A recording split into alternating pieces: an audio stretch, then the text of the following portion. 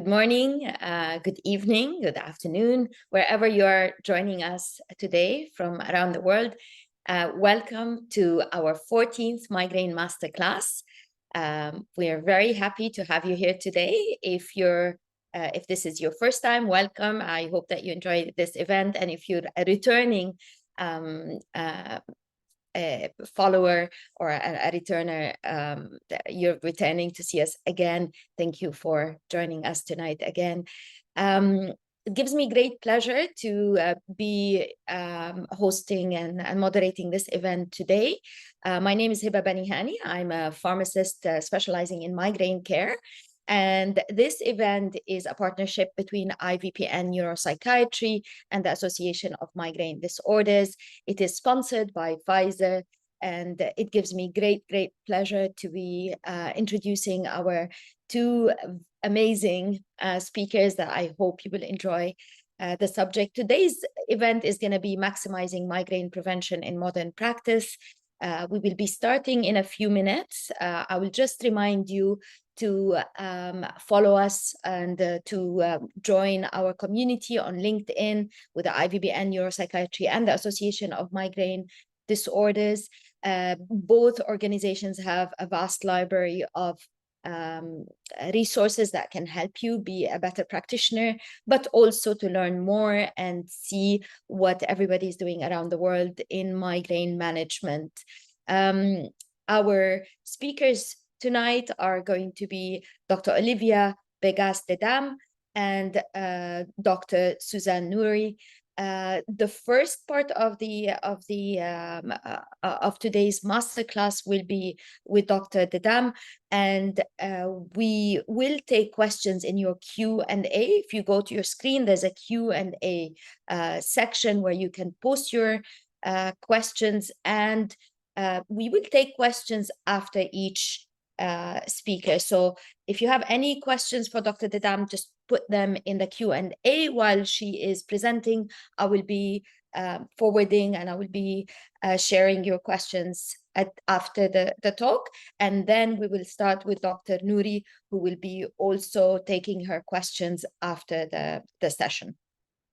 I'm just going to remind you, I'm going to announce that our next event is going to be on March 7th with migraine and menopause, and we're very excited to also add more and more subjects that are relevant to migraine and to have you join us. So I will start with Dr. Olivia Begas-Dedam. She is joining us this morning. It is still this morning, Dr. Olivia, where you are. You're still muted, so I will ask you to unmute. Yes, thank you for having me. Good morning. Oh, welcome. Good morning. And what we're going to be hearing from Dr. Dedam is maximizing migraine prevention in modern practice. Dr. Dedam is a board-certified neurologist and headache specialist. She is an assistant professor of neurology at the University of Connecticut, and she has a huge CV. I was looking at the list of publications, participation or book chapters, all sorts of work that has been amazing in the field of migraine. Dr. Olivia Begas-Dedam graduated from Columbia University College of Physicians and Surgeons, and she is, as I said, an American board certified of psychiatry and neurology, and is currently the Pain Medicine Journal executive editor, and has been an executive editor for years. And is that right? Yes. And also is a reviewer of neurology, encephalgia, and headache, the Journal of Headache and Face Pain. The CV, if I go through it, I think I need another session. Without further ado, welcome Dr. Dedam, and we're looking forward to your lecture. Again, if you have any question, put it in the Q&A section, and I will be sharing your questions and looking forward to the answers after this talk. Thank you. Thank you so much.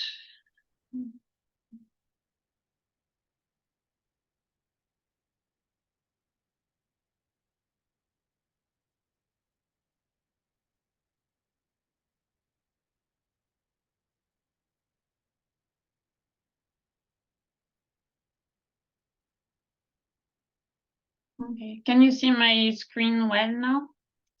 Oh. Everything is good with my screen. Yeah. If you could just put it a little bit bigger. You don't see on the full screen? No.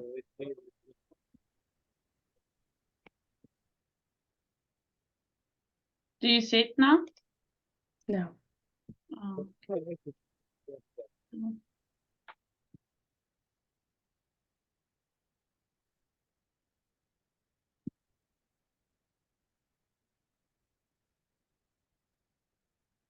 Do you see it or no? No. I did the same as the. If you could just reshare it, we can't see anything. Do you see it? Yes. Yep. You see it big? Yes. Thank you. Good. It's different from when practice. But hi everyone, salam alaikum. Thank you so much for having me. I'm very excited to be talking about how to select preventive treatment for migraine. So we'll talk about the rationale for migraine preventions, the different options available, and what consideration do we think of when choosing migraine preventive treatment. So the rationale. So according to the American Headache Society consensus guidelines, the indication for starting migraine preventive therapy, the main indication is a combination of the migraine attack disability and the frequency of the attack. Other indications to start migraine preventive treatment if people have contraindications, lack of response, side effects to acute treatment, overuse of acute treatment, patient preference. Having migraine attack can lead to a lot of anticipatory anxiety, so it can help for some people to be on migraine prevention. And then people who have types of migraine that limit the acute treatment options, such as hemiplegic migraine, migraine with brainstem aura, migraine with prolonged aura, and prior migrainous infarction. So that's what I was alluding to. So there's a good table from that paper combining the frequency of headache days and the degree of disability. So prevention should be offered for people who have at least 6 headache days per month if they have no disability associated with these attacks, but then if there is disability, the threshold of frequency of headache days decreases. So what are the goals of migraine preventive therapy?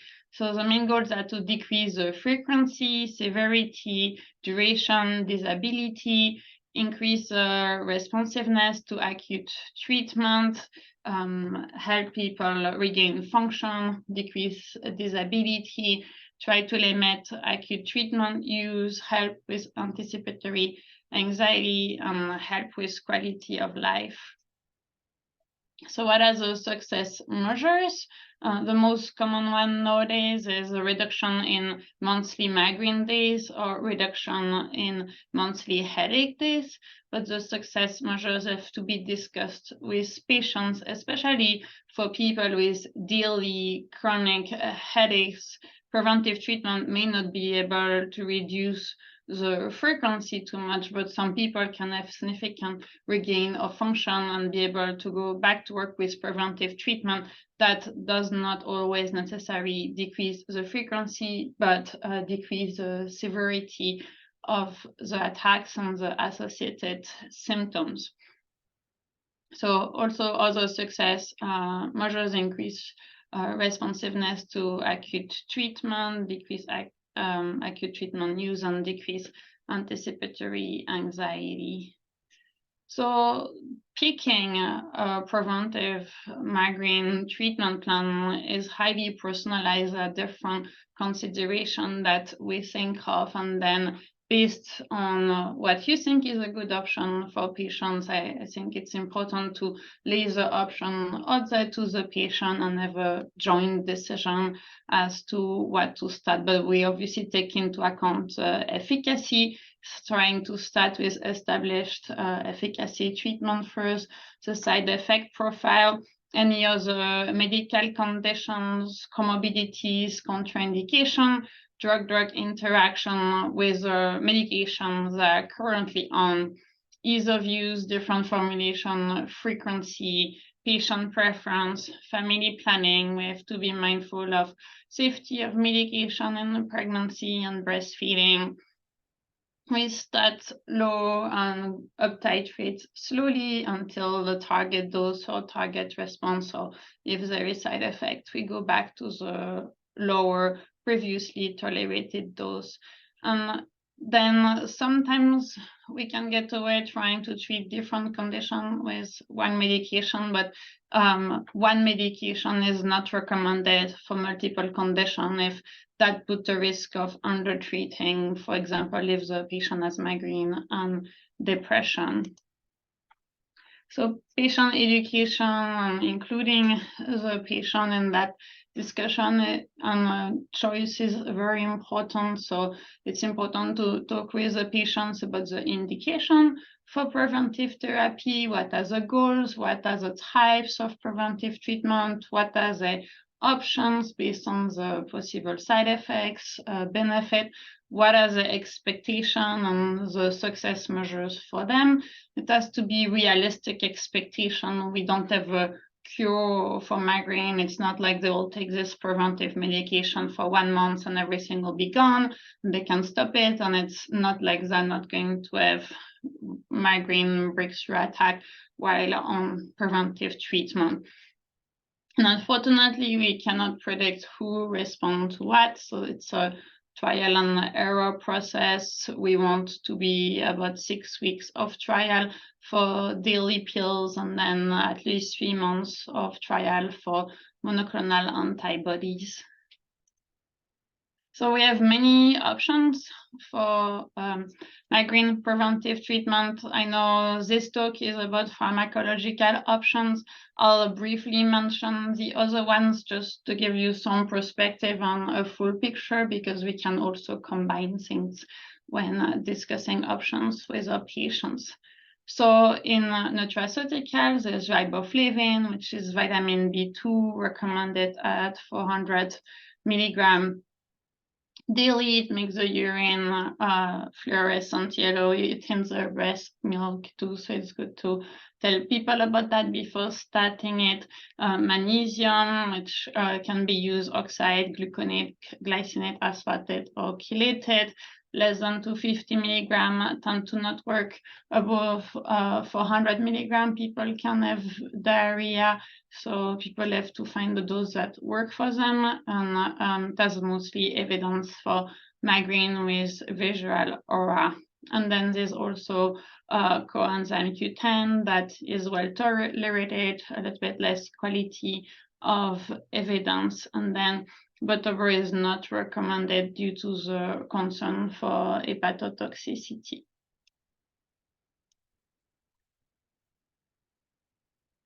Lifestyle modification. So Dr. Robley and Dr. Stalling came up with a mnemonic that I like, seeds for success. So sleep, ensuring people have good sleep hygiene. If they have insomnia, considering cognitive behavioral therapy for insomnia, regular exercise, eating healthy and regularly, trying to not skip breakfast, even if it's a yogurt or a few almonds in the morning, making sure they stay hydrated, and ways of dealing with stress.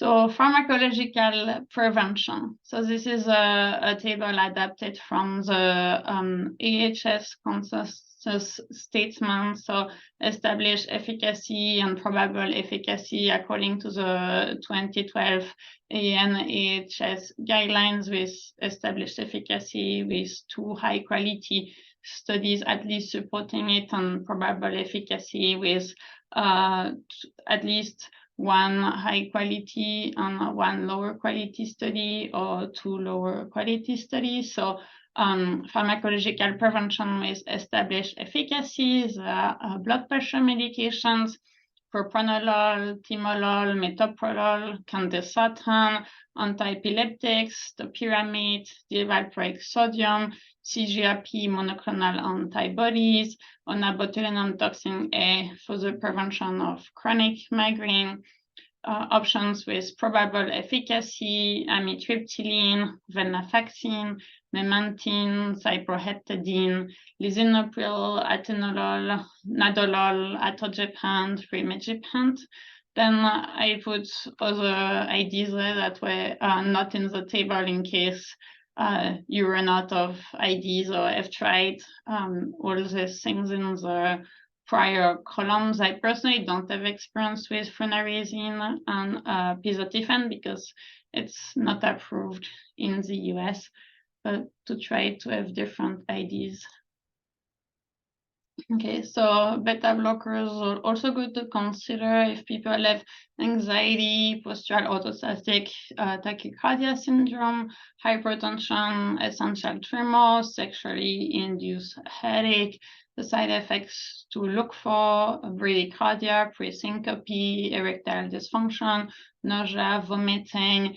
Propranolol, if the blood pressure is okay on the higher side, I usually start at 60 milligram extended release, but if people have POTS or other issues or slightly low blood pressure, I usually start lower at 10 milligram short acting twice a day. Just so you know, it increases the plasma concentration of rizatriptan. And then it has been found that co-administration of propranolol with lasmitamine further reduces the heart rate, but it seems like it has been well tolerated. Then other option, atenolol, which we often use for people with asthma because it's more beta-1 receptor selective, and metoprolol. So ACE and ARBs are also good for people with migraine who have hypertension. Side effects to look for: cough, angioedema.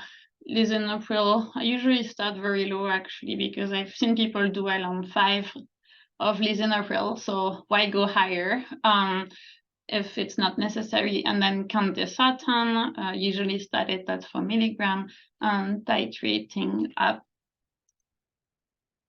Verapamil may be helpful for prolonged aura, frequent aura, brainstem aura, hemiplegic migraine. I think a lot of us like to do electrocardiogram before starting it, and with increased doses to look for heart block, bradycardia. Other side effects include edema, GI discomfort, constipation, dull headache, gingival hyperplasia. Topiramate can also help for people with migraine who are looking for options for weight loss if they have obesity. It has good efficacy, but tends to have more side effects, such as cognitive slowing, usually worse at higher doses, decreased appetite, paresthesia, tingling, which tend to get better with time and with enough hydration. Kidney stone, acute angle closure, glaucoma, so trying to avoid in people with glaucoma or at risk of glaucoma, metabolic acidosis, and mood changes. And then sometimes people respond to regular topiramate but don't have too many side effects, and sometimes they do better on the longer acting options available. Usually start at 25 milligram, increase by 25 milligram every week up to 100 milligram, and it starts to interact with birth control at higher doses. So valproic acid, side effects to look for: weight gain, somnolence, hair loss, tremor, thrombocytopenia, hepatotoxicity. So those side effects tend to be discouraging. I've had actually good result with very low dose valproic acid, extended release in people who have not had much response to other preventive treatments. So I think it's always a good option to keep in mind. And some people actually already do good at 125 or 250 extended release once per day at night. So it's a consideration to try low doses. Amitriptyline can also help with insomnia, fibromyalgia, neuropathic pain, also more side effects with increased dosing, so weight gain, constipation, dry eyes, dry mouth. I usually start people at 10 milligram, and a lot of people actually do well at 10 milligram, but then sometimes we have to go up, and some people go also higher to 50 milligram. You have to look for tachycardia, especially at higher doses, and be careful if people have asthma, because albuterol can increase the QTc interval and high risk of ventricular arrhythmias with amitriptyline and albuterol. So other options, SNRI, such as venlafaxine and duloxetine. Venlafaxine can be helpful for underlying depression, anxiety, or the hot flashes of perimenopausal transition. So possible side effects, hypertension, constipation, diarrhea, withdrawal symptoms if stopped abruptly, so it has to be titrated down. Usually start at 37.5 milligram, and increase is an extended release option available. Sometimes duloxetine is used instead of venlafaxine because it has less withdrawal symptoms. It has better evidence in the pain world for people who also have other pains. Another option is memantine, tend to be well tolerated. Some people can have constipation or somnolence, and then you can start at 5 or 10 milligram twice per day. Cyproheptadine, which can cause sedation and weight gain, so it's not often used. So I put the CGRP monoclonal antibodies in a table, so I think it's easier to compare them a little bit. So erenumab is the one that binds to the CGRP receptors. The other ones bind to the ligand, that all subcutaneous except for eptinezumab, which is an IV infusion. And then eptinezumab is made from yeast compared to the other one from Chinese hamster ovary cell. They tend to have very similar half-lives, but the Tmax for eptinezumab is much shorter, so some people can have benefit as early as the next day. So most of them are monthly injection. Furmanizumab can be quarterly, and eptinezumab is also quarterly. So looking at the trial, and this is not head-to-head, this is from the different respective trials. For the episodic migraine trial, so the percent with at least the percent of patients with at least 50% reduction in the mean monthly migraine days was in general for them between 19 and 24% reduction compared to the placebo. And then for the chronic migraine trial, so they were between 12 and 20% less of the proportion of patients with more, with proportion of patients with at least 50% reduction in mean monthly migraine days for those with CGRP monoclonal antibodies. So they are very effective. They tend to be well tolerated too. One of the main side effects is injection site reaction. From the studies, Erenumab tends to have less injection site reaction compared to Fremanezumab and Galcanezumab. There has been hypersensitivity reactions reported with Fremanezumab, Galcanezumab, and Eptinezumab. My clinical practice, things have not been severe with self-injectable, so I don't pre-treat, just to make sure when I send people for eptinezumab, I just ask all of them to be pre-treated with some IV Benadryl, just to be on the safe side. Then constipation is one of the side effects of the self-injectable CGRP monoclonal antibodies, seemingly a little bit more so for Erenumab. There has also been some data of increased blood pressure for people on Erenumab. And the good thing is that they don't have drug-drug interactions. So looking at the consensus-based recommendation on the use of CGRP-based therapies for migraine prevention in the UAE. So CGRP monoclonal antibodies should be considered as a first-line option, and Rimegepant may be considered as a first-line option for episodic migraine. The CGRP maps should be initiated by a neurologist. There should be a consideration for a pause in treatment after a minimum of 12 months. The meaningful improvement suggested is at least 50% decrease in the pain burden at 3 months for episodic migraine, and at least 30% of decreased pain burden at 6 months for chronic migraine. They also said that if there is inadequate or loss of response, there can be a switch in the CGRP monoclonal antibody agent, and to avoid in pregnancy and breastfeeding, and to be cautious for people with cardiovascular risk factors. So GPANs, also putting them in a table so it's easier to visualize. Atogepant is a regular pill. Rimegepant is a dissolvable tablet. So the dose is either 10, 30, or 60 milligram of atogepant for episodic migraine, 60 milligram for chronic migraine, and atogepant is 75 milligram every other day. They tend to have very similar half-life, Tmax. So side effects of atogepant include nausea, constipation, fatigue, and with Rimegepant, nausea and sedation.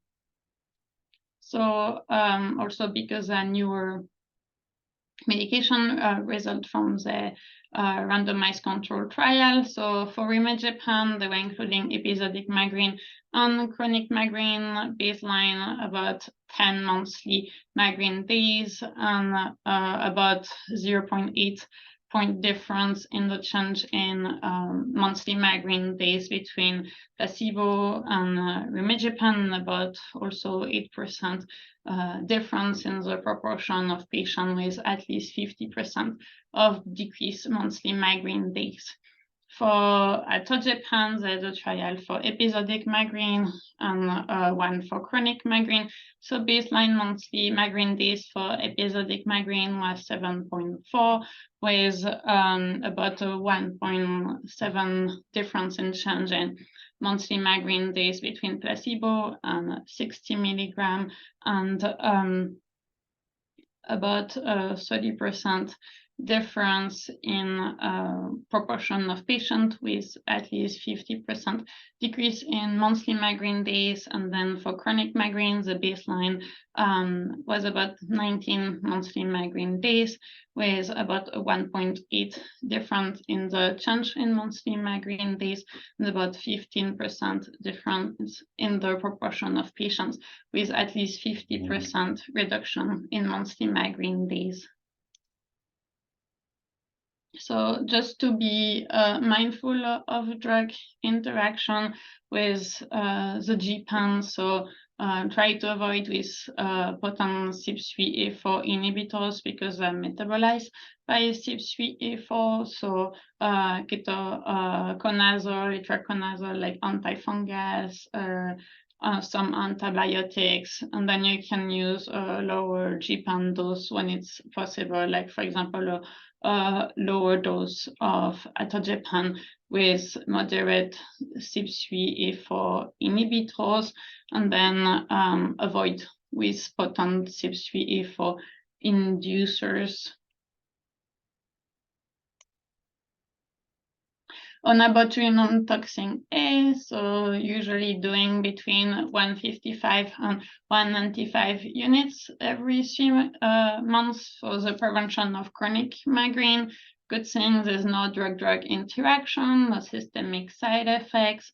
So in the PREEMPT trials, mean monthly migraine days was 19 days. At 6 months, there were 1.5 difference in change in monthly migraine days between placebo and Botox injection. So side effects to look for: neck pain, liptosis, musculoskeletal stiffness, injection site pain.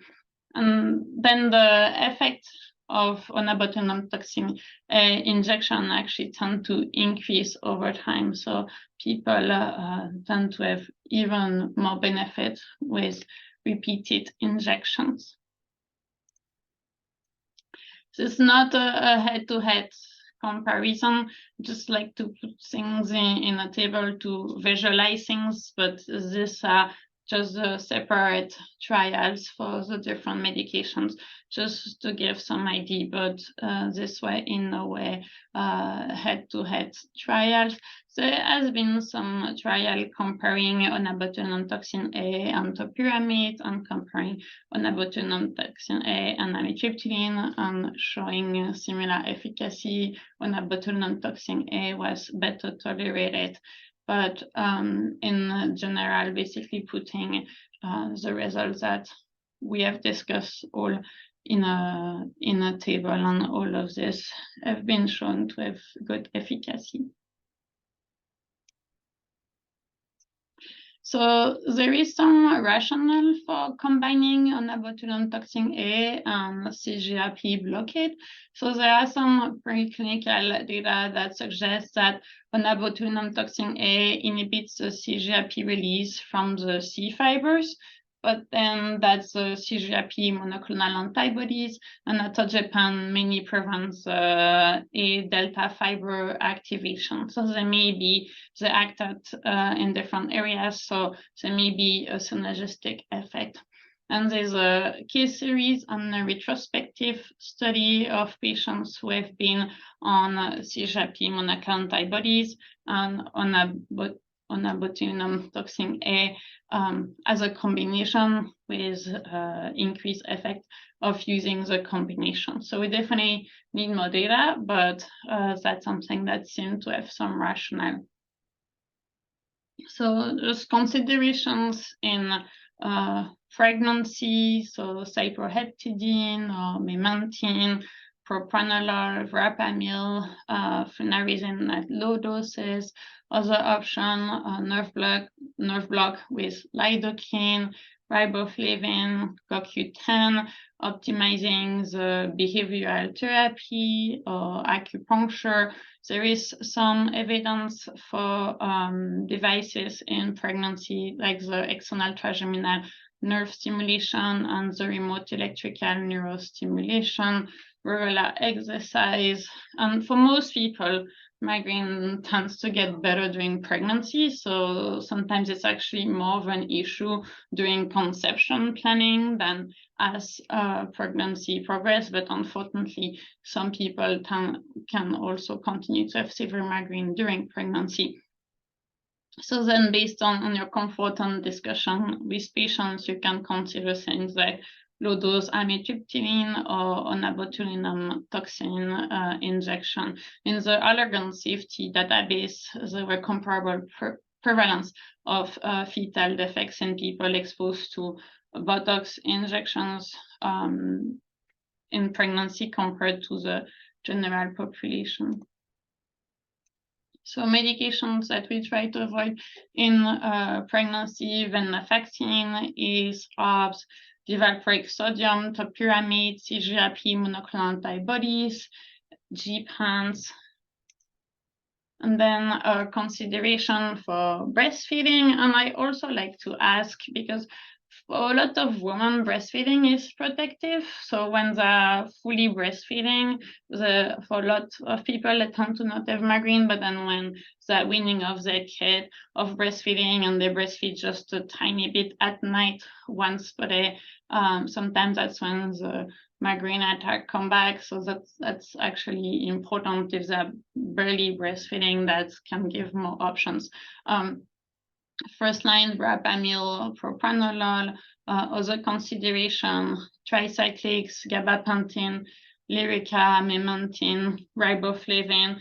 There is no data that I know of Botox or CGRP maps or GPANs, and then being careful with beta blockers and tricyclics if the baby is sleepy, low birth weight, not gaining enough weight. So for the prevention of pure menstrual migraine, when women only have migraine but migraine attacks around menses, they may not want to be on a daily preventive or on a monthly injectable prevention. So then we consider mini prevention. There's some data for niratriptan or frovatriptan used that way. Some people use naproxen or nabumetone, longer acting NSAID during those 5 days that is needed as standing mini prevention. And then there's been some evidence of ibuprofen working as well for menstrually related attacks compared to non-menstrually related attacks. So also consideration of a standing GPAN during that time. So it's easier for women who don't have aura. So we don't start continuous birth control for pure menstrual migraine, but if they have other indications or are willing to use birth controls and consideration of continuous birth control. So we have different options that don't really either completely skip the inactive or they don't really have an inactive period. During that period, they still receive estrogen, but at a lower dose. And these 3 options in the table have some evidence of addressing menstrually related migraine. If women have a contraindication to estrogen or have migraine with aura, it tends to be more tricky. We can try continuous progesterone or monophasic progesterone, but as far as I know, there's no good evidence that it actually impacts the menstrual migraine part of things. So just to this is a table modified from Dr. Broch's article in Continuum in 2021 to try to summarize how we approach migraine preventive therapy. So there's a characteristic of the patient, and then which preventive medication would make sense to try, and then which one to avoid. So for hypertension, trying hypertensive medication, avoiding erenumab, venlafaxine, duloxetine, things that can increase blood pressure. For POTS, considering propranolol, avoiding lisinopril, candesartan, tricyclic.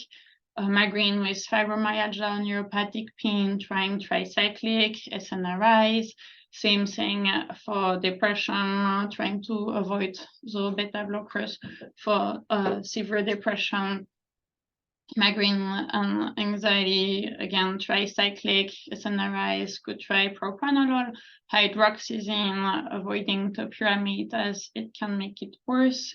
Insomnia, trying tricyclics. Obesity, trying topiramate, since it can decrease appetite, and also avoiding preventive medications such as tricyclics, valproate, cyproheptadine that can increase weight. If people have fatigue, exercise intolerance, trying topiramate, venlafaxine, CGRP, MABs, or botulinum toxin, and trying to avoid tricyclics, beta blockers, verapamil, atogepant. Then with cognitive symptoms, can try lisinopril, candesartan, venlafaxine, memantine, avoiding topiramate. With glaucoma, avoid topiramate, amitriptyline. Frequent migraine aura, you can try magnesium, topiramate, valproate, verapamil. Avoid topiramate and zonisamide in people who have a history of calcium kidney stones. And then pregnancy and breastfeeding, we went over it. Hot flashes too. I put it back just for making this table comprehensive. And if people have a lot of different issues, I like CGRP monoclonal antibodies or Botox injections because they don't interact with other medications, and sometimes people are already on so many medications first they don't want to take yet another pill every day, and then you're stuck in all these drug-drug interactions. And also if they have issues with medication absorption, in which case to trial of rimegepant ODT is a good idea. And then chronic migraine, CGRP monoclonal antibodies, Botox injections, topiramate. So this was a summary for basically the pharmacological options, which is the main topic of this talk, but just to give you a brief overview, just for sake of completion, of mind-body, physical, and behavioral intervention. So there's great evidence for biofeedback, cognitive behavioral therapy, mindfulness and relaxation training, and then there's also emerging evidence for yoga and acceptance commitment therapy, and there's also evidence for acupuncture. So the good thing of this intervention is that with regular practice, they have persistent benefits. They tend to be free of side effects. They can be combined with other preventive options. Some people prefer to not jump to pharmacological intervention. Then also to be considered in people with very high migraine-related disability and a lot of comorbidities. So biofeedback basically is an easy way to visualize people's physiologic function, and people get training how to gain voluntary control to self-regulate those functions, and then continued self-practice maintains the benefits over time. Cognitive behavioral therapy is another possible preventive option. It tends to be a lot of homework for the patient, so expectations have to be set. It's time limited, and it has been shown to increase self-efficacy, decrease pain catastrophizing, decrease the frequency of medication use, but we need more data on more migraine-specific outcomes. And there's different ways of doing relaxation training. It can be taught by a healthcare professional or support material. And again, you need independent practice for sustained benefit. And mindfulness, there were acceptance commitment therapies. There were a good paper by Dr. Wells on the mindfulness-based stress reduction intervention for people with migraine that was shown to decrease disability, increase quality of life, increase self-efficacy, and decrease pain catastrophizing. Acupuncture, so from the Cochrane database review, it seems that acupuncture is at least similarly effective as prophylactic medication, but this was done before the newer CGRP blockade medication. And then, as I mentioned earlier, it's always very important to educate patients and the loved one as much as possible and make them part of the treatment plan to help empower them, and then they can be their own self-advocate. Neurostimulation, so it can be used as an adjunct if people have insufficient benefit from pharmacological prevention, or it may be the patient's preference, or if people have too much side effects from pharmacological prevention. So I put in one slide the ones that have been approved, at least in the US, for the prevention of migraine, just for the sake of completion of this talk about the different preventive options. So the external trigeminal nerve stimulation, the non-invasive vagus nerve stimulation, single pulse strong continuous magnetic stimulation, and the remote electrical neurostimulation. So hopefully this gives you an overview of the different migraine preventive treatment, and we can combine things too, including patient education, lifestyle, nutraceutical, all the pharmaceutical options, neuromodulation, and biobehavioral options. And that's it. I'm happy to take any questions.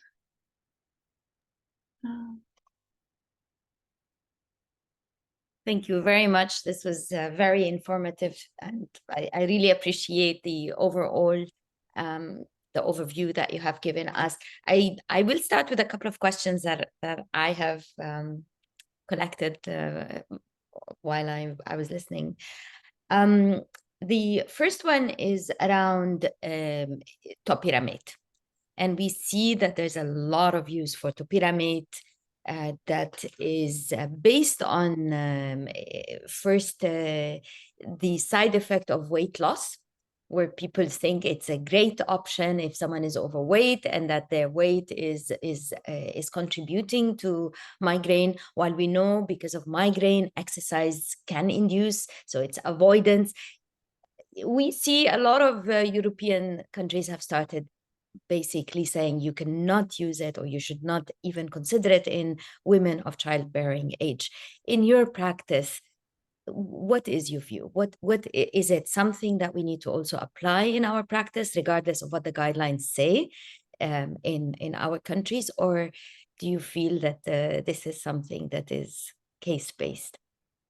I personally think it's case-based. I think of all the consideration of preventive treatment for a given patient, and then I give them the option with the education. I educate them that if they're not protecting themselves, they may be pregnant and not know about the pregnancy for a while, and that's dangerous. But I do not, that's my personal belief, but I do not think restricting, even telling a woman about an option because of a childbearing age, I don't think it's fair to the woman. At least she can know about this and know the risk. And I think a lot of women are doing pretty well in managing.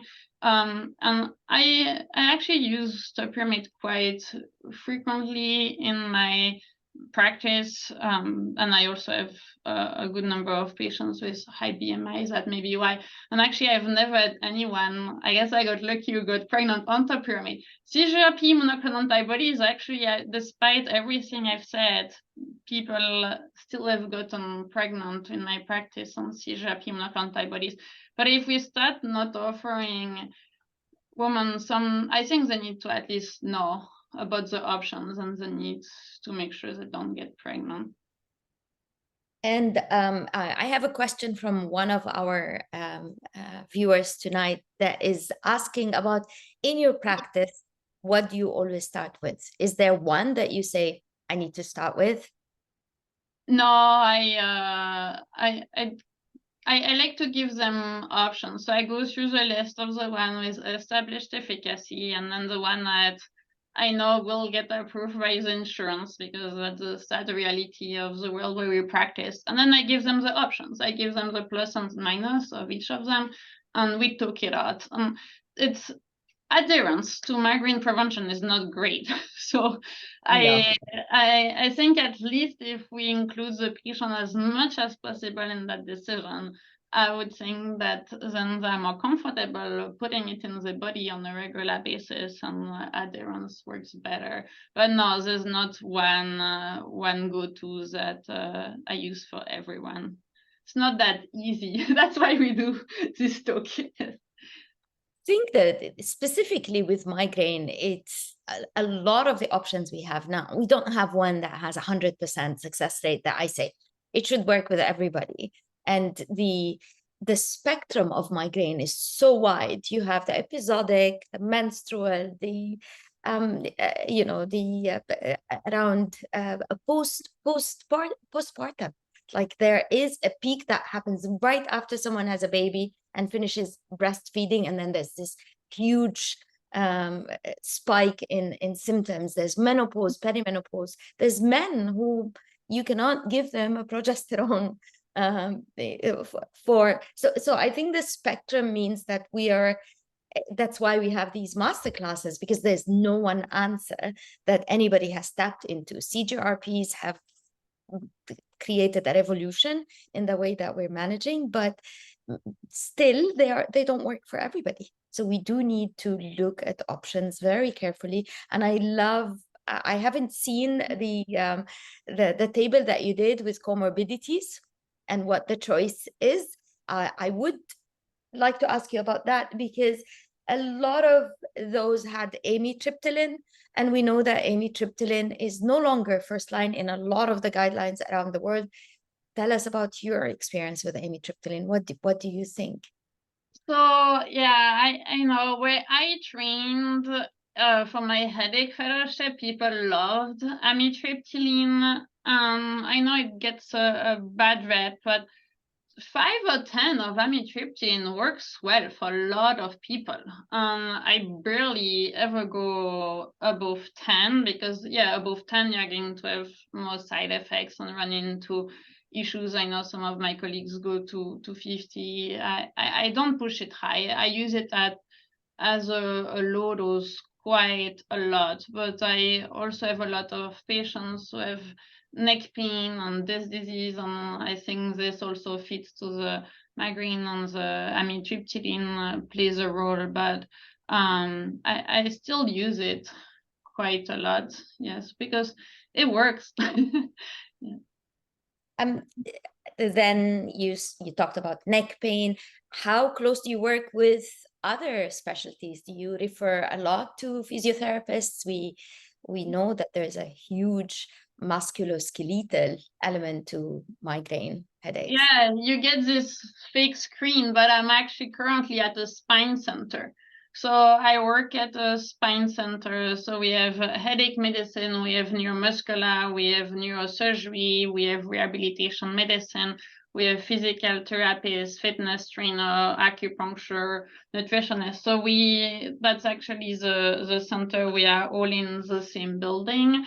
And it's very important. And people are like, oh, is it coming from my migraine? Is it coming from my neck? And to me, that's the billion-dollar question. And let's just address both. Once we address both, you feel better.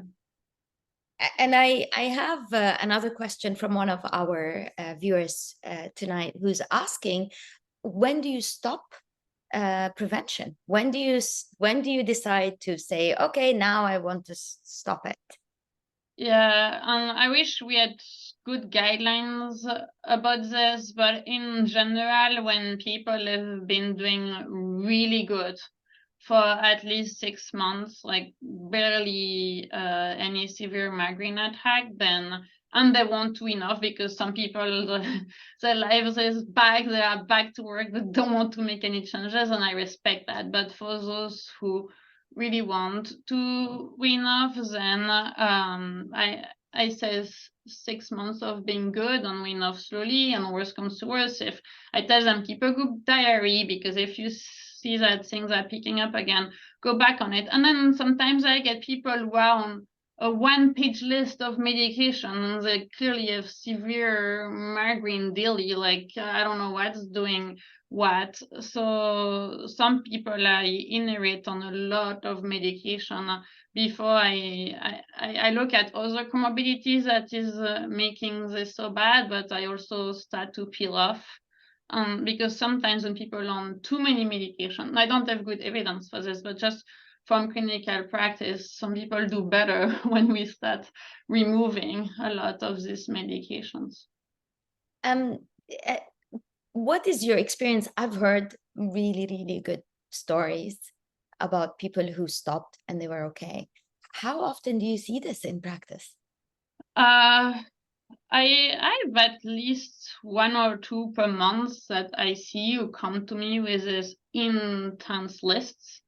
And we slowly, it's not like from one day to the next, but we slowly peel one medication after the other, and they're really good. They take really good headache diary, and they feel so much better. So it's too, and I don't think this has been studied on so many medication. I don't think the whole full, you know this better than I do. I'm sure you could talk about it, but we don't know the full extent of drug-drug interactions when there are so many of them. And it's clearly it's not working. If on so many, they're still not able to work and not able to do anything. It's clearly not working. So one change has to be made. And another question I had was the drug-drug interactions that you showed with GPANTs and the potential because of the cytochrome P450. How is this something that you manage before you prescribe, or is it something that is managed by the pharmacist when the patient goes to the pharmacist? And how often do you say, well, I don't want to change the dose? I usually think about it. Except for steroid, it's not, I've not had too many patients on antifungal or anything, so it has not been, I've not really run into it in clinical practice much, but I keep it in my mind. And I love pharmacists, but I think we all need to make an effort of safety. You know, the more people who check the safety and interaction, it's good that we think about it, and then pharmacists double check. The more checks there are, the better for patient safety. So that's why I put it there. I do put it in the patient summary, so I do put there's an interaction with some antibiotics, some antifungals. If you are prescribed another medication by another doctor, please tell them that you're on a GPAN. Like I also tell that to the patient. And one of the questions I have again around interactions, because again in your practice, because sometimes you reduce the dose and then the patient doesn't get because of the interaction, and the patient says, well, the medication doesn't work at all for me. Do you go up in the dose again if they don't work, if the lower dose doesn't work? I don't think I have done it, but the concern of a lower dose is that if it's if because of the interaction the dose is higher, but if it's not working, you know, I think that would be a consideration. I would consider it to increase it, but you know, making sure I have some close follow-up with the patient. So and is there any risk of toxicity? Like, is the, what would happen? I mean, if I have the dose, if I use a higher dose with a GPANT, and there's no real risk that we are aware of, even that we are aware of, but I'm also a risk adverse person. So when we don't know, I don't like my patients to be the one who tries. I don't want to be the one who knows that it is toxic. I'm risk averse, clearly. But yeah, that's my own anxiety because we don't know. But then when we don't know, do we try or do we say we don't know? So let's not do it. And then yeah, the question of LFTs, which right now we don't, but it's like how high, you know, the stuff we don't know. Then a lot of my patients too have cardiovascular risk factors. So it's like, what if the GPAN dose is higher? We don't know, and they have a stroke, and then is it because of the dose that I was not supposed to give, you know? So but I'm not the risk taker. I have a last question for you before we move on to the next part. How effective is starting sumatriptan as a first-line management for migraine? One of our virtual followers today. Yes. So I didn't mention sumatriptan because it's used as an acute, and for the menstrually related migraine, I use longer acting. But I'm a big fan of sumatriptan. I think if people do not have any contraindication, everybody with migraine should be started on sumatriptan, and then if that doesn't work, we adjust with another triptan. But sumatriptan is a great medication. And do you use gepants with sumatriptan in your practice? Not usually. So not together. So I combine triptans, sometimes like shorter triptans with longer acting NSAIDs and then anti-emetics. But if the triptans don't work, then I switch to the gepants. I don't combine per se for one attack. Triptan and gpan I do, and I guess it's trying to work with the system because we have limits on the number of triptans we can give and limits on the number of gpans we can give. So I have patients who are on a triptan and on a gpan, and they treat some attacks with triptans and some attacks with gpans. So they have enough, and also some of my patients, triptans knock out the migraine, but they knock them out too. They're so sedated, they're dizzy, they cannot do anything. So they use the gpans as needed at work to be able to regain function. And then if they have an attack on weekend and they can just lay down and do nothing, they use triptans. But that's usually how I do it with the triptans and the gpans as acute treatment. Dr. Olivia Vegas-Ledam, it was an absolute pleasure having you with us tonight. Thank you for our morning. I know your day is still starting. You still have a clinic today. So we really appreciate you being with us today. We are hoping to see you again in one of our masterclass series on migraine with the IVPN and Association of Migraine Disorders.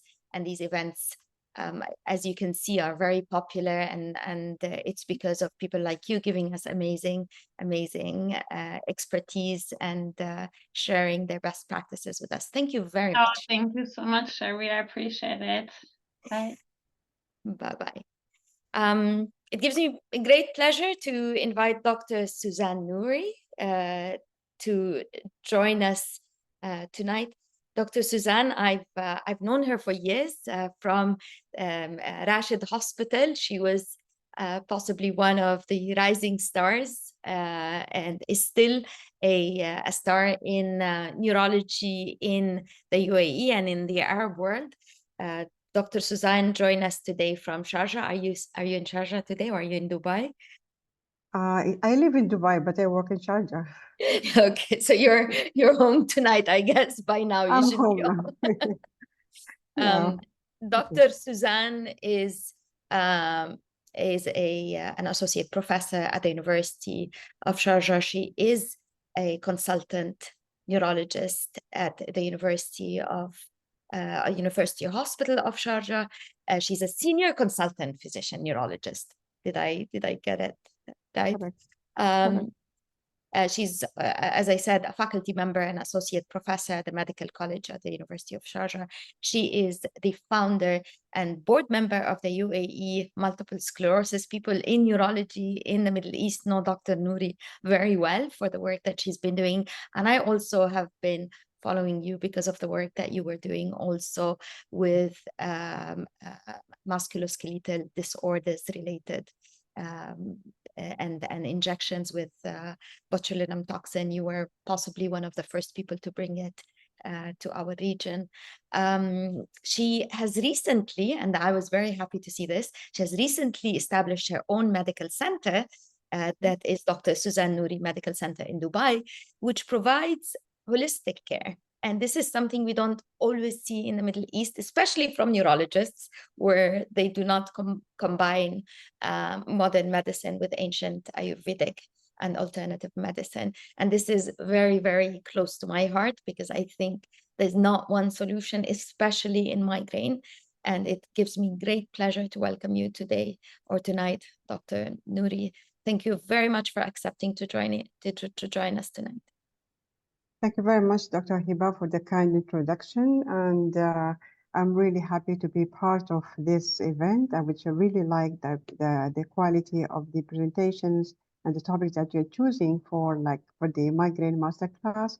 I really appreciate the kind invitation from IVPN to be part of this talk tonight. And of course, I would like also to thank Pfizer Pharmaceutical for sponsoring the session. As you mentioned that to establish a holistic care, I think one time we have to discuss about the how to make use of the Ayurvedic and complementary medicine in treatment of headache, which really does work very nicely.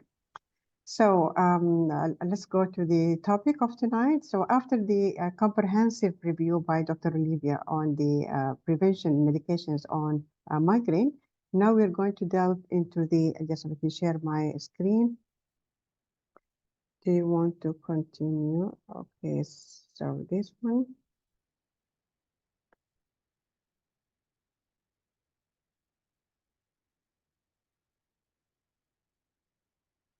Okay. So now we're going to talk and focus the talk on rimegepant, and we're going to focus on how we can effectively incorporate it into our clinical approach currently and in the future. So here is my disclaimer and my disclosure. The burden of migraine is severe and complex, and this was stated by the WHO a long time back, because migraine has an impact on the individual's economic situations, on the family relationships. It affects the works, it affects the school activities. It highly compromising the quality of life of patients who suffer migraine. And therefore, it is very crucial that we have to give an effective treatment to help these patients for this the major problem. So what are the features of effective treatment that we're talking about? Dr. Olivia already gave us like a long list of medications, whether pharmacological and non-pharmacological, for the treatment of migraine or of headache in general. So let's explore the key features from the provider and the patient perspective. What do you mean by effective treatment? So first of all, it must be a disease specific. So we are treating migraine, we want migraine treatment option. We need something that will has a high efficacy rate, something that works quickly with rapid onset of efficacy, no side effects, of course, and easily to be taken, conveniently to be taken, and quickly washed out from the body when it's needed. So we have a huge number of medications available now for the treatment of migraine. However, each of these have their own problems, and you have a key challenges of these medications. Oral medications available now for use are not disease specific to start with, and many of these options have poor efficacy and have a delayed onset of efficacy. So we need to wait for 6 to 8 weeks for the medicine to kick in.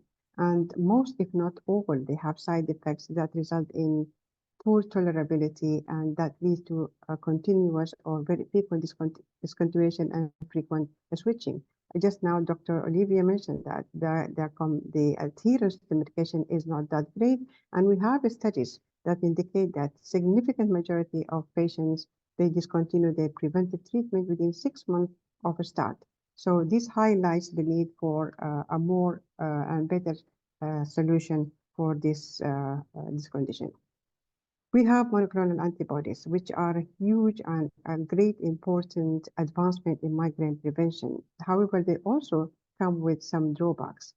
Some patients find them undesirable because the long half-life, we just mentioned that it ranges between 28 days to 31 days, and this may not allow immediate discontinuation in the event of unexpected or unplanned pregnancy, for example, or if there is any occurrence of hypersensitivity reaction. And around 1/3 of patients receiving the monoclonal injections, they found that there is a fading effect or the worsening of their symptoms at the 3rd week or just a week before the next injection, which is usually like every 4 weeks. Additionally, some studies also revealed that more than 60% of patients receiving subcutaneous injections, they prefer oral route over injection because the injection site reactions, and some patients, of course, they have the needle phobia, so they prefer the oral route on the injection. And today, now, this evening, I'm going to discuss about rimegepant and its role in migraine prevention. Rimegepant is, or Nortec ODT, is a second generation gepants. Dr. Olivia already has alluded on the gepants, atogepant and neupregepant. All are FDA approved, but our focus today will be on the rimegepant. And it has shown efficacy and safety in the treatment of migraine in several clinical trials. We're going to discuss about these trials in the coming slides. Rimegepant is a calcitonin gene-related peptide receptor antagonist. It has got FDA approval in February 2020 for acute migraine in adults, and the approval has been extended by FDA in May 2021 to include the label for the Nortec ODT or rimegepant for the preventive treatment of migraine as well. So it is the first dual agent approved by FDA for both treatment of acute migraine as well as prevention of migraine. And the efficacy of rimegepant as migraine prevention treatment was evaluated in many studies. So we're going to talk about some of these studies in our talk today.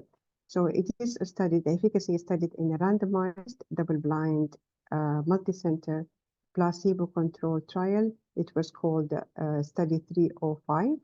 And the trial consisted of screening phase, including 4 weeks observation period, and a 12-week of double-blind treatment, and then followed by 52 weeks of open-label extension phase. We have the eligible participants were all adults aged 18 years or above, and with at least 1 year or more of history of migraine with or without aura. And they all had initial migraine presented before the age of 50. And all of them had 4 to 18 migraine attacks of moderate or severe intensities per month, of course, during the 3 months prior to the screening, and 6 or more migraine days during the 4 weeks observation period. The patient used electronic diary to document the migraine attacks and migraine intensities, and the primary endpoint was to check the change in the migraine, monthly migraine days from baseline in weeks 9 to week 12. This is the end of the study. So the primary endpoint was I just mentioned now. It's the change in monthly migraine days from the baseline during weeks 9 to 12. And the secondary endpoint included percentage of patients who achieved 50% or more reduction in moderate to severe migraine days per month, which is considered like the success rate, as just mentioned also in the previous talk. This also to be calculated during the weeks of 12 to 9, 9 to 12. That is the period of the study. Also included change from baseline in the mean number of migraine days per month. And the third point was a mean number of rescue medications days of rescue medications used, the number of days that we use the rescue medications in a month for during the study period from week 9 to 12.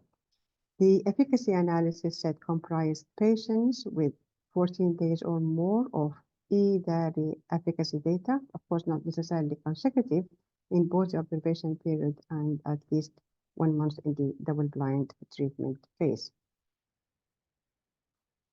So during the initial 4-week observation period of the study, the majority of patients in both arms had a migraine without aura, with average of 10 monthly migraine days, and the majority had no history of chronic migraine.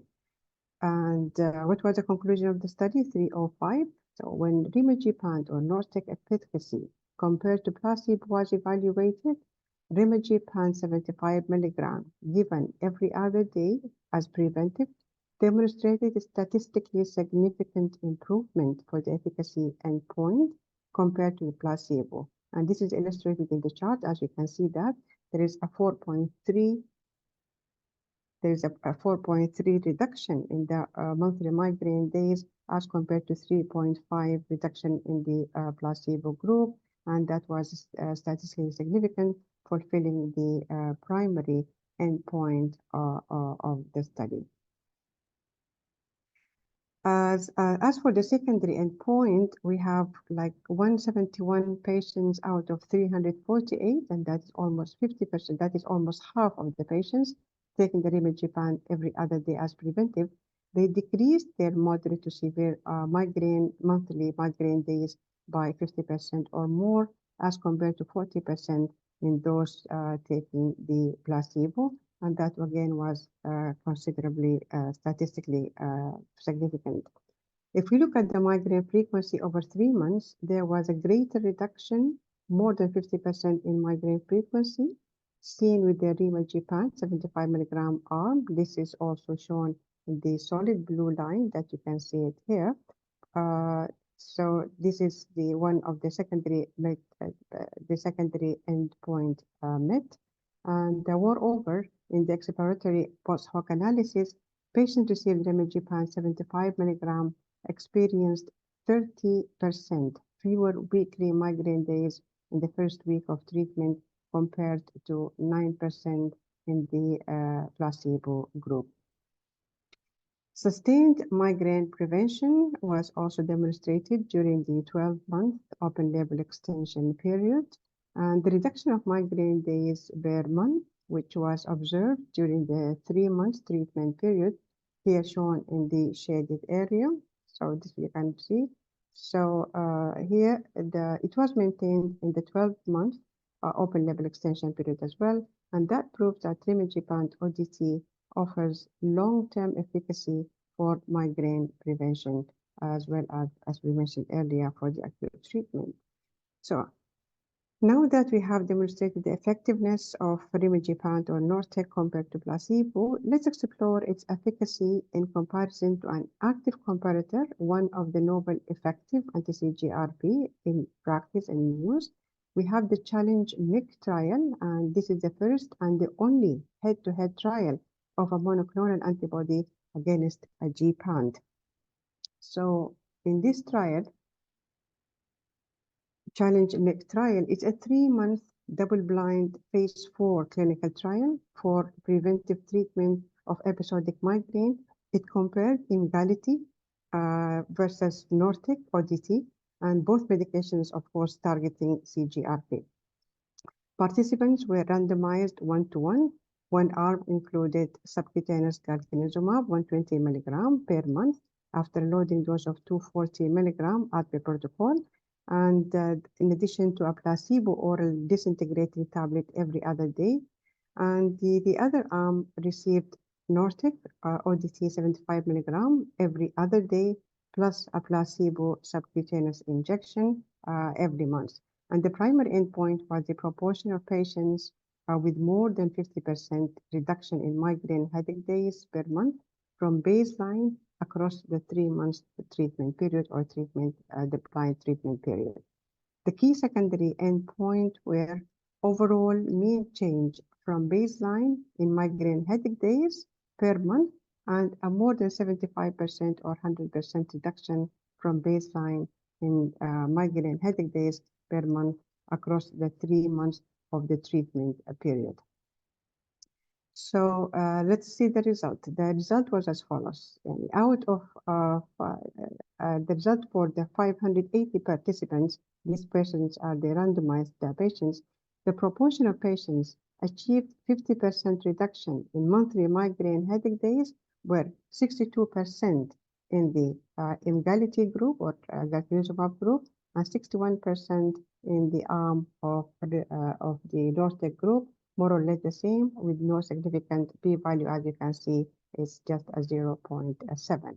So both drugs demonstrated similar efficacy as preventive treatment in patients with episodic migraine, and here galcanezumab did not show any statistical superiority to rimegepant in the prevention of episodic migraine.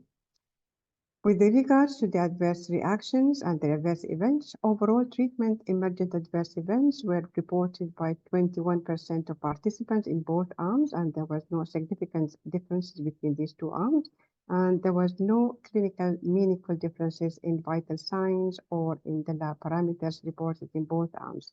Only one serious event of pulmonary embolism occurred in the participant receiving rimegepant, and that was actually for a patient with undisclosed history of pulmonary embolism. Fortunately, he recovered and he discontinued the study. Otherwise, there were no serious adverse events registered. So, what about the long-term efficacy of rimegepant? The beneficial effect of Nurtec or rimegepant ODT 75 mg in reducing migraine frequency and improving the quality of life as preventive treatment was evaluated again in the 52-week open-label extension phase study of the same study of 305. So in the open-label study, the participants who completed 12 weeks of the double-blind treatment phase with the 75 mg rimegepant or the placebo, they continued receiving rimegepant 75 mg every other day as preventive treatment for migraine for 52 weeks. And the patients were allowed to take rimegepant 75 mg up to once per day when required only for treatment of acute migraine. So they received the regular doses as well as the non-scheduled doses when necessary. Primary endpoint was safety profile, and at 1 year period of the open label extension, that is the end of the 52 weeks, rimegepant 75 mg every other day plus the PRN doses was shown to be safe and well tolerated. And the tolerability profile for rimegepant was similar as compared to placebo when administered on PRN basis when needed. The majority of side effects or adverse events were mild and or moderate, and they resolved without any intervention or any treatment. The most common side effects were nausea, urinary tract infection, dizziness. These were just the side effects that observed. And when we look for the rimegepant used as preventive treatment, the tolerability profile was also similar to that of placebo. There was no serious adverse events related or medicine-related events. Drug discontinuation due to side effects or adverse events was reported in 2.7% of patients, only that much. So it was like quite tolerated with the participants. One important data was safety in patients with cardiovascular risk factors, and this was also checked in the study. The open-label study suggested that rimegepant is generally safe, and the proportion of patients reporting at least one adverse event was similar among all the subjects, whether they had 0, 1, or 2 or more of cardiovascular risk factors. And it was also among those with low and moderate high 10-year cardiovascular risk probability. So the most common on treatment adverse events were respiratory tract infection, even for those patients with cardiovascular risk issues, and respiratory tract infection 7.1%, nasopharyngitis observed in 6.3 effect, but there are no change of the ECG and there was no change or prolongation of the QT intervals. Again, in the open label phase of the study 305, the long-term preventive and acute treatment with rimegepant consistently reduced migraine frequency throughout the study period and the extension period of 52 weeks. And here we can see the proportion of patients who achieved 50% or more reduction in the mean number of moderate or severe migraine, monthly migraine days, range from 64% at the initiation of the study, week 1 and 4, to 81% at the end of the study in week 49 and 52. Similar results were again seen with a 75% reduction in the monthly migraine days. We can see 44% in the week 1 to 4.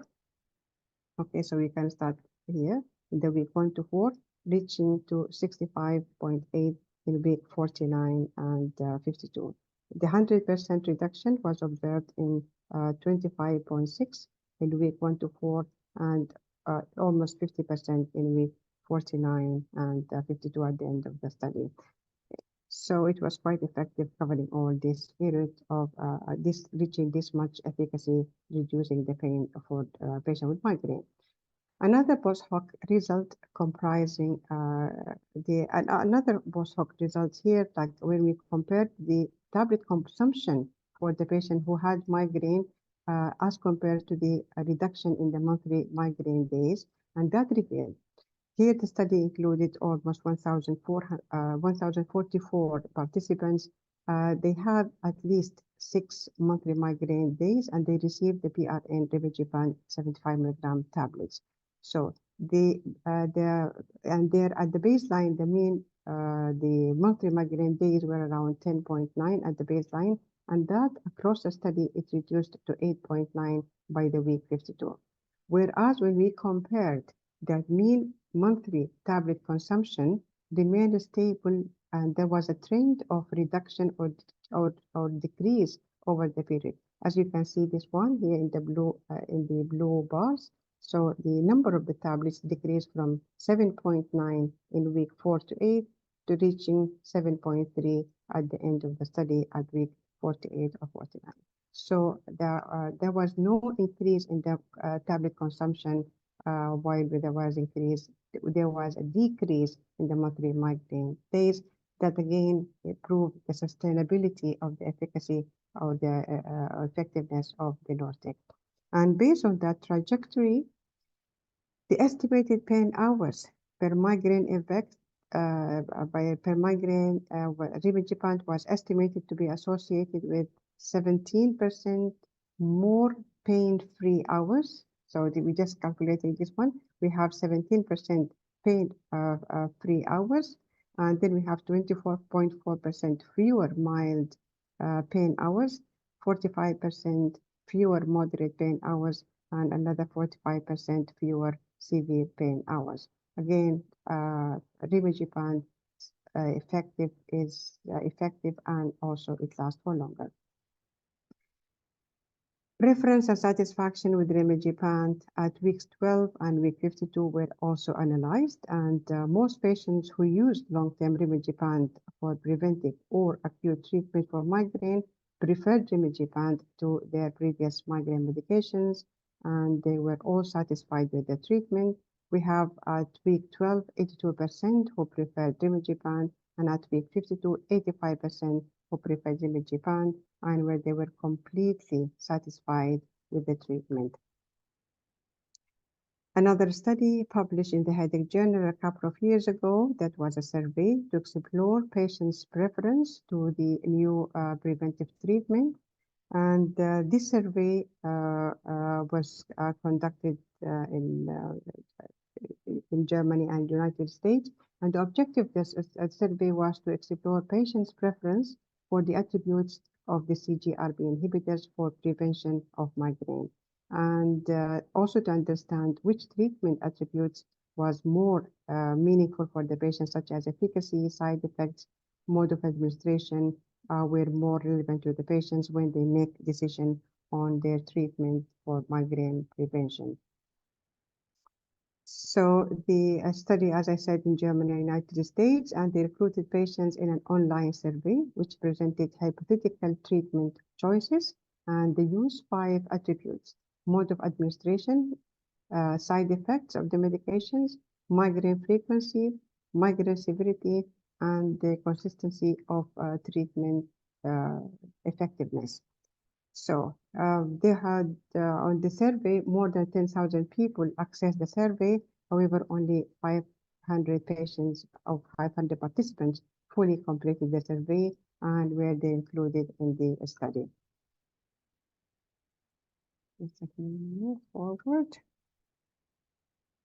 The conclusions of the survey was, overall, the participants, they chose the treatment ability to reduce the severity of migraine as the most important attribute, followed by the consistent treatment effectiveness and a higher chance of reduced migraine frequency.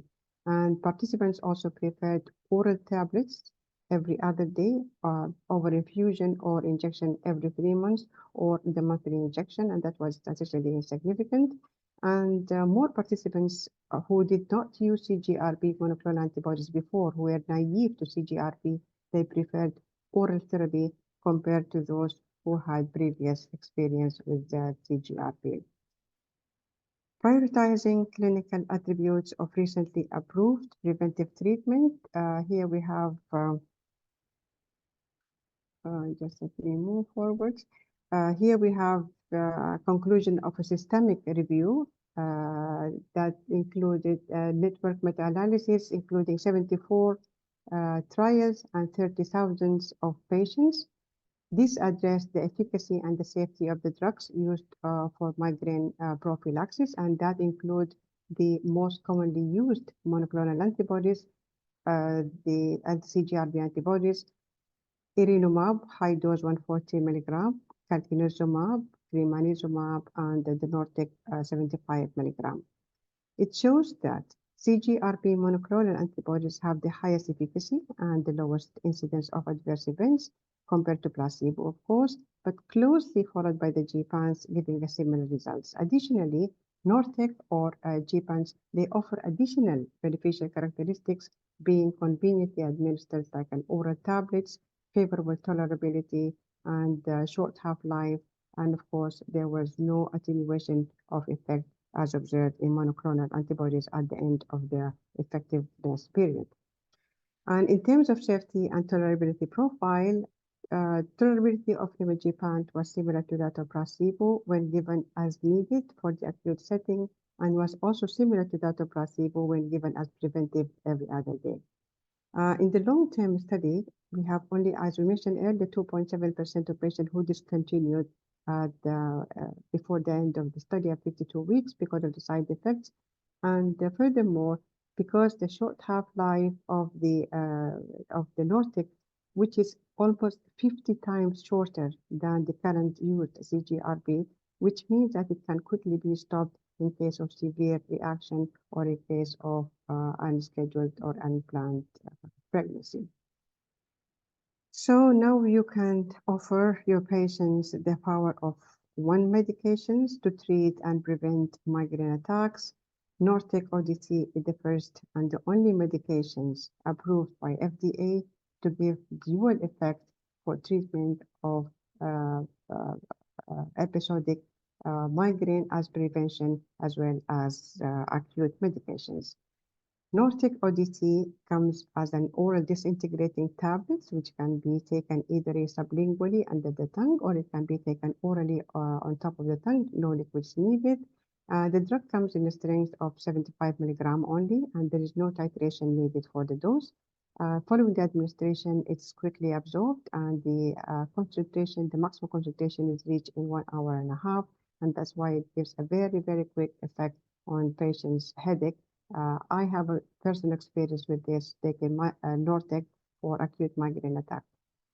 Nortec 75 milligram, it has a half-life of only 11 hours, which is short as compared to the other CGRPs, which reaches 3 or 4 weeks. No contraindications for patients with cardiovascular risk factors, as we shown earlier. It has no drug-drug interaction when taken concomitantly with, for example, oral contraceptive pills. How Nortec is taken for acute treatment, the recommended dose is 1 tablet once the attack has started. The earlier the better, and not more than 1 tablet per day. For preventive treatment, 1 tablet every other day, but not to exceed 18 tablets in 30 days, because the safety of more than this is not being accomplished. Rimegepant is metabolized primarily in the liver by cytochrome P3A4, just mentioned by Dr. Olivia already, and she mentioned the drug-drug interactions with the inhibitors as well as inducers. I will just repeat the same. So the treatment consideration, when we concomitantly given with strong inhibitors like the clarithromycin, some antiviral, some antifungal. So we have to be careful when the patient's taking these medications. This should be avoided. And again, we should avoid use within 48 hours if the patient is using moderate inhibitors or potent inhibitors, and that includes some of the antiarrhythmic medications, amiodarone and others. Nortec also should not be used with inducers of cytochrome B3A, especially that includes most of the medications are used as antiepileptic medications, Tegretol, phenytoin, and others. So we have to check always the patient's list before prescribing these medicines. And the Nortec use should be avoided in patients who have severe liver or kidney disease. So I will conclude my talk by stating that Nortec ODT stands alone as the only dual therapy offering comprehensive relief and prevention for migraine. So empower your patients with a transformative capabilities of a single medication for both acute and preventive migraine attacks. And with that, I would like to thank you for your attention and ready for any questions that you have. Thank you. Thank you very much, Dr. Nouri. It was very, very thorough and comprehensive. I do have a few questions maybe related to the last part. The first one is an interaction. Is there an effect of using rimegepant on the efficacy of the oral contraceptive pill? Does it reduce No, there's, efficacy? yeah. No, it can be used concomitantly. There is no drug-drug interactions with the hormones, no. Okay. Because the only problem is with the cytochrome, so cytochrome B3A, so that's why we have to be careful with these inducers and inhibitors.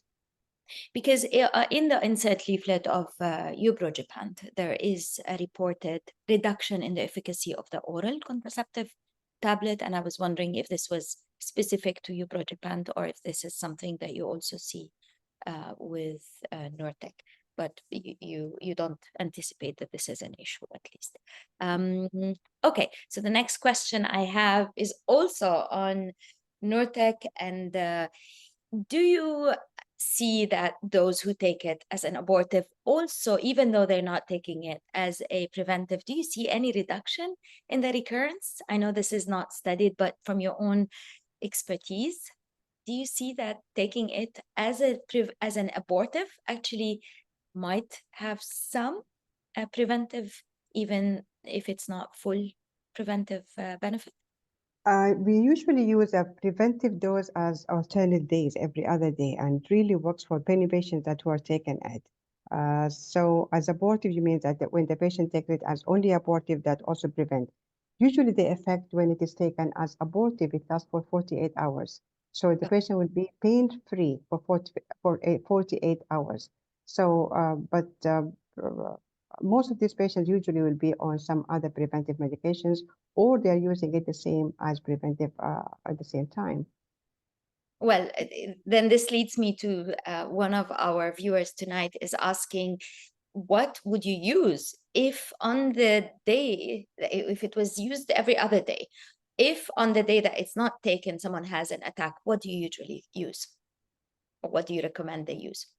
It is allowed that the patients will take it like alternative days for the prevention as well as needed when they have an attack. So it will end up that the patient will have it every other day until his attack is over.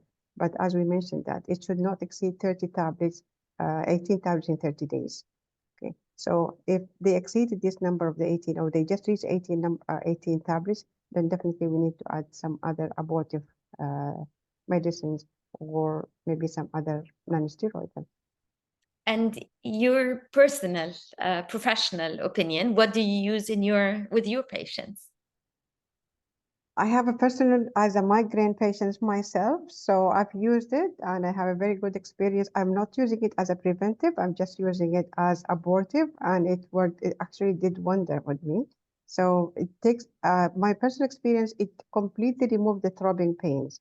So I managed to have like some numbness on the head, but there is no pain that the pain that will increase with the movement.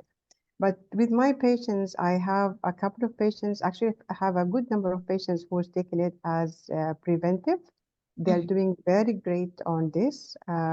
So it's one of the very effective therapies. It's very equivalent to other monoclonal antibodies as anti-CGRPs. Okay. And being oral, so definitely it will be like more encouraging for the patients to take it. The question from another viewer tonight is asking, is it possible for hepatic and renal disease patient to take this medication with dose tapering? Do you reduce the dose, or do you just avoid it in these patients?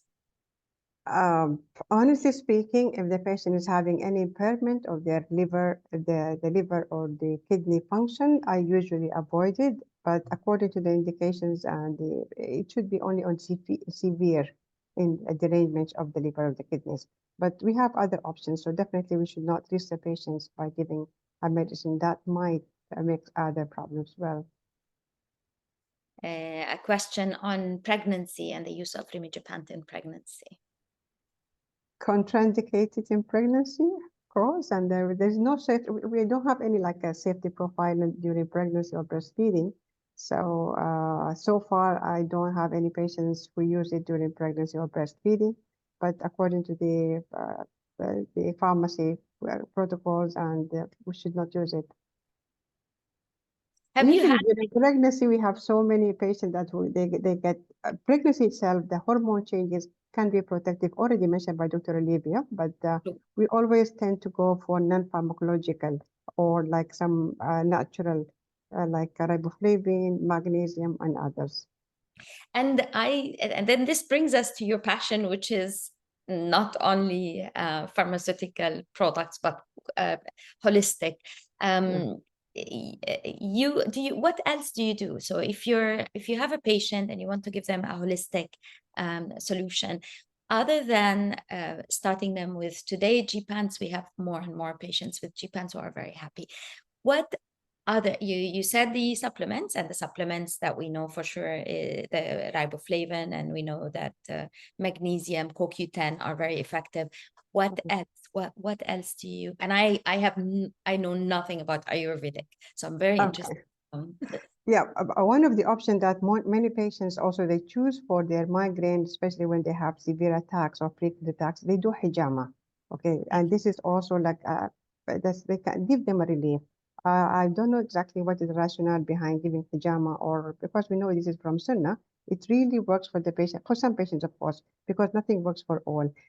My experience with the Ayurveda, because Ayurveda is, I don't know if many people know about the Ayurveda, is a kind of an Indian, it's an Indian medicine from the southern part from Kerala.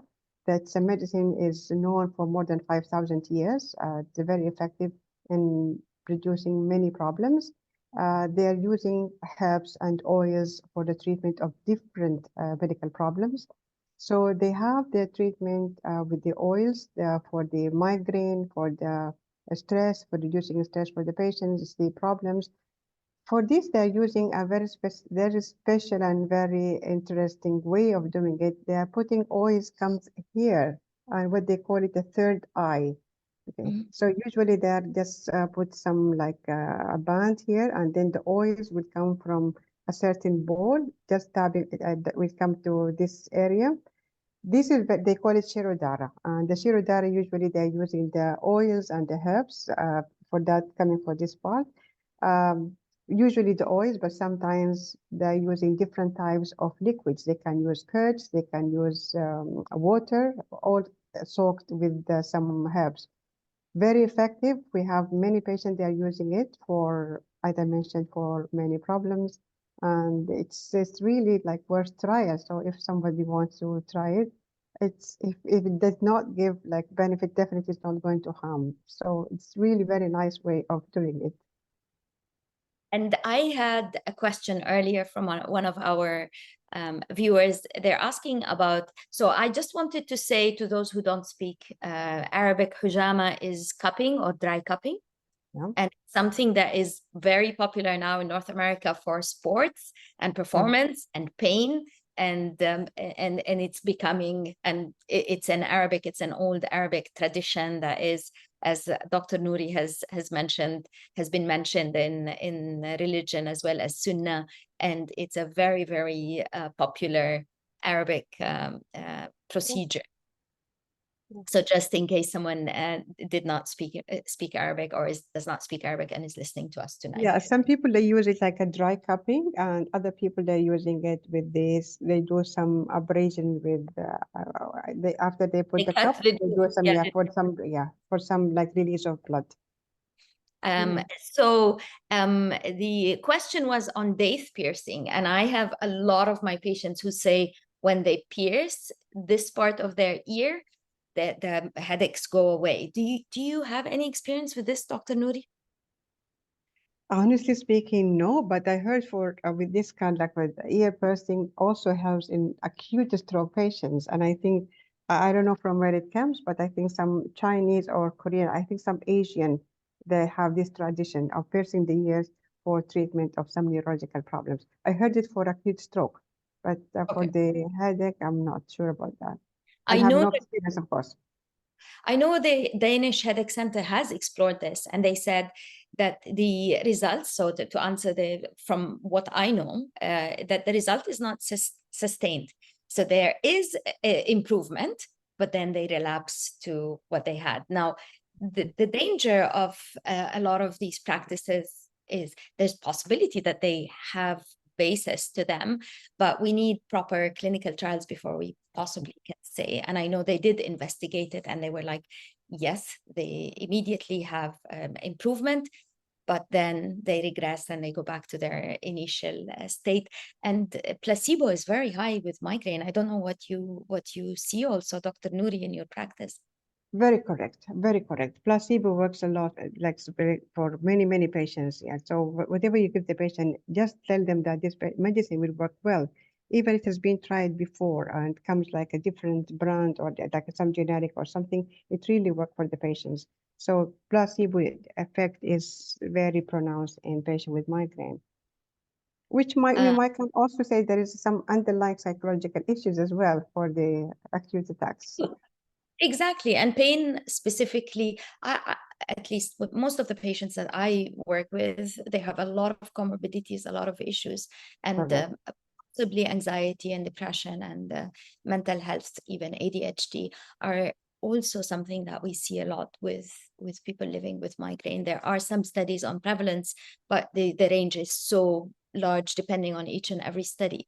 But it's worth it to consider that this is something that maybe there's also some psychological effects also that we have to Definitely, consider. because migraine for like it's really impact the patients. So it will be one of the causes and increase the incidence of depression for these patients because of the pain that is unpredictable anytime, because of the sleep problem that they will get. So there are so many things, psychological issues will be related to migraine as well. We have very high prevalence of depression as well in migraine. Isolation is a big issue because they have to be in a dark room, they have to miss on events, and people stop. A lot of my patients say the biggest problem is that I stop getting invitations to attend things because people think that I'm not going to, even if I say I'm coming, there's always a big chance that I will cancel. So people stop at the last minute. Exactly. Someone asked about age limit. Is there an age limit to how old the patient needs to be to continue taking this medication? In your practice, your experience, Dr. Nouri? Age limit for which treatment? For rimegepant. Rimegepant is for adults, 18 years and above. And what about the higher limit? There is no higher limit because as long as we are treating migraine, so it's very rarely that it's not very rarely, but when we diagnose a patient with migraine after the age of 50, we have to be very careful because always like diagnosing headache migraine after the age of 50 is a red flag. So we have to investigate very thoroughly, very carefully to diagnose properly. But even if the patient at the age of 50 or above with no contraindications, definitely he can use rimegepant as well. We just proved that the patient with the cardiovascular risk factors is not a contraindicated because the medicine is safe. And this is like in contrast to the triptans, where patients who have coronary heart disease or cardiovascular risk factors, we cannot give them the triptans. Here, there's no up limit for the use of rimegepant. I know in North America there was this idea that we do not give it over 65 because they were excluded from clinical trials. I don't know if this is, but there's today no added risk that we see, but I think it had to do with just the clinical trials that were done that are ongoing. Maybe the post-marketing studies will show us. Definitely. For post-marketing will show you, definitely. Yes. The question I think that we have is something that we've already asked Dr. Olivia, which is, can we stop taking this medication after attacks? Stop for how much time? Can we take it as preventive therapy? From your experience, I guess, do you stop it? Have you stopped it for anybody? Yeah. For the preventive therapy, when do we stop the medicines? Usually, as Dr. Olivia already mentioned, that we usually talk about 6 months. And it depends. Usually, we have to take it case by case, because for some patients who suffered a lot and now he's experiencing back to life. So these patients will not be very keen to stop the medicine, even if the headache is controlled. But for most of the patients, especially when they're using injection like anti-CGRP, we give them for 6 months. And if the patient's response was good during the 6 months, then we can increase the gap after that. Like not giving every 4 weeks, we're giving every 6 weeks or every 8 weeks, and then we can continue until 1 year. So definitely to be considered case by case, and it depends on which treatment the patient is taking. Oral treatment, majority of patients, they will stop taking the treatment on their own by 6 months or more. But for the injection and others, so usually we don't have, we have to consider it according to the patient's condition. I have the last question, maybe for my own practice. My patients have started talking about Ramadan and how Ramadan is coming. People living with migraine usually have bad attacks during Ramadan. Is it too early to start to give advice about how we can go into Ramadan with more preparation for people living with migraine? Or can we talk about this, Dr. Nouri? A very good question, actually. I think you need to dedicate the sessions for migraine and Ramadan, or migraine and fasting. Actually, in Ramadan, usually the patients suffer more of migraine attacks because of dehydration, hypoglycemia, missing their meals, because all this, of course, also we have maybe in the Middle East and Arab area, that most of these people, they remain awake at night and they sleep in the morning. So the change in their routine of sleep also can contribute for the triggering of migraine attacks. Most of our patients, we already started seeing the patients coming to take their injections, whether they're taking the monthly injections or the botox injection in preparation for migraine, so that they can have a fasting month without headache. Our advice usually for such patients that they have to have a lot of fluids after they break their fast. And most of the patients, usually during the sahur time, early morning before the fast, they take some non-steroidal. Like most of our patients, they take like paracetamol, or they're taking any medicines that help them. At least they can go a few hours into the day without having headache. Most of the attacks comes in the initial days, and afterwards things get better for most of the patients. But for some patients, it's really a great suffers. But if the headache is controlled in the months before, or the weeks before, usually they can have the month without any trouble. You said that some of them do take paracetamol, or they take or acetaminophen, or they take NSAIDs. Do you think that this is a good time to remind them of medication overuse headache, or is 1 month in the criteria? It needs to be 3 months of use for us to think of medication overuse headache. Actually, they don't take it so many tablets. They're taking 2 tablets before they just start the fasting. So I think it's just like a prevention during the day. So for the day, they are not overusing it.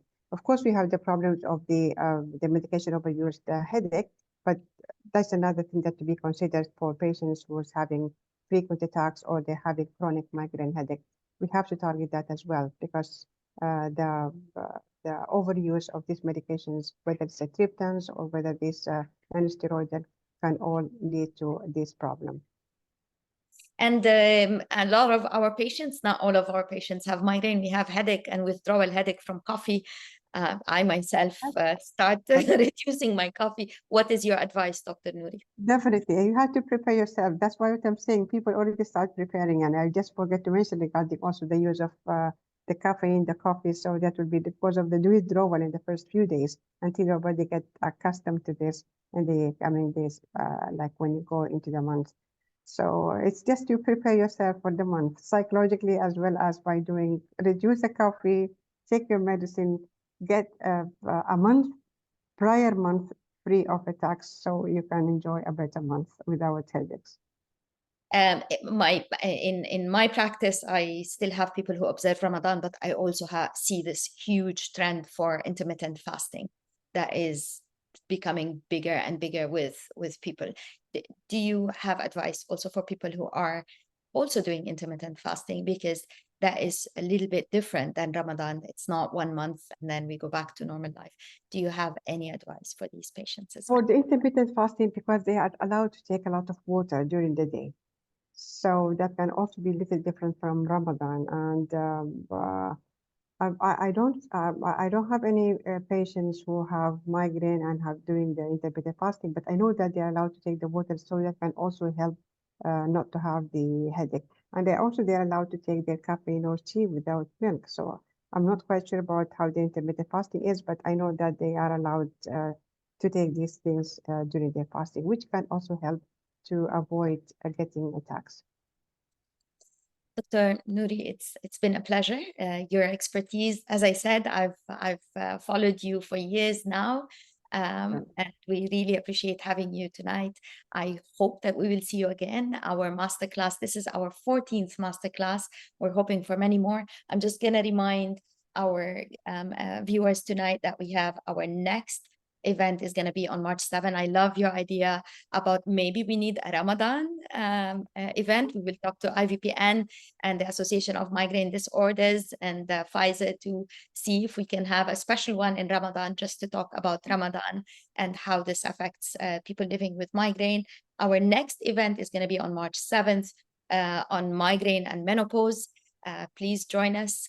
Great thanks, big thanks to our sponsors, Pfizer, for facilitating this and for helping us bring this world-class masterclass to our region and to the rest of the world, and to link the expertise of our local stars, our regional stars like Dr. Nouri, and with the international expertise with Dr. Dedam.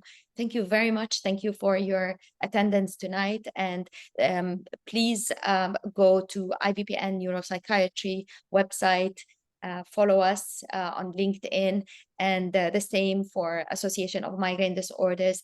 The resources that have been compiled are huge and they are very, very thorough. So we really appreciate you going there and give us feedback. Let us know what else you would like to see on our library and for both organizations. Thank you very much, Dr. Nouri.